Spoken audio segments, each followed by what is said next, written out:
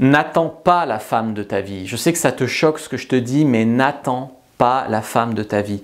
Beaucoup d'hommes, par exemple, ricanent des conseils en séduction ou autre, et ils se disent que ça devra se faire naturellement en étant eux-mêmes quand ils rencontreront la femme de leur vie. C'est bien sûr une excuse de procrastination, parce que quand ils seront en face d'une femme avec qui il y aura de l'enjeu, parce qu'elle leur plaira plus qu'énormément, on va dire, eh bien, ils vont perdre leurs moyens. Ils vont pas savoir comment faire. Ça ne veut pas dire qu'il faut s'entraîner sur des filles qui ne te plaisent pas. Ça veut dire que dès aujourd'hui, il faut agir, rencontrer des femmes, flirter, conclure. Moi, j'ai toujours rencontré les filles avec qui j'étais en couple, parfois 2 ans, 3 ans. Je les ai toujours rencontrées sans chercher de couple, juste pour draguer, pour flirter. Et puis des fois, ça a accroché. Des fois, ça a accroché que pour un soir. Et des fois, ça a accroché pour 3 ans. Mais au moins, quand j'ai rencontré des femmes qui me plaisaient vraiment, je savais faire. Ce que je veux dire par là, c'est que déjà, vous ne vous mettez pas la pression de rencontrer tout de suite la femme de votre vie.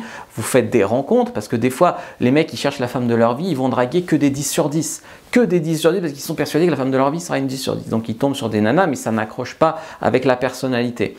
Quand tu dragues pour draguer, tu peux draguer des filles mignonnes, belles, canons, ou juste avec du charme. Et des fois, c'est une fille qui a du charme ou qui est juste mignonne, avec qui la personnalité accroche, et ça sera elle la femme de ta vie. Donc si tu commences à te mettre des tas de filtres, des tas de critères, tu auras du mal à trouver la femme de ta vie. Et si tu n'arrives pas à aligner 3 mots devant une inconnue qui t'intimide un peu parce qu'elle est mignonne, je ne vois pas comment tu veux compter sur la chance pour conclure avec la femme de ta vie sans savoir même aligner 3 mots devant une inconnue.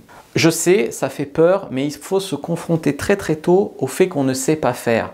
Le premier stade, c'est d'être finalement inconsciemment incompétent. Donc tu ne sais même pas que tu ne sais pas faire. Le deuxième stade dans lequel vous entrez maintenant, c'est que vous devenez consciemment incompétent. Et c'est à partir de là qu'on va pouvoir travailler, qu'on va admettre qu'on peut avancer, qu'on peut faire des choses. Après, si vous voulez rester bloqué sur le « non mais moi je sais faire, il y a 2 ans j'ai eu une copine, donc si je veux vraiment, je saurais faire ». Mais tu veux vraiment.